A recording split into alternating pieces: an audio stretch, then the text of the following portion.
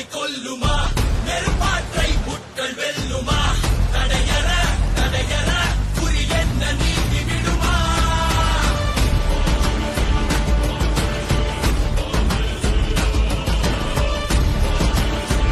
எங்களுக்குன்னு ஒரு காலம் வரும்ண்ணா கண்டிப்பா. அப்போ ஒண்ணு நாங்க 2ஆ திருப்பி கொடுப்போம் கண்டிப்பா.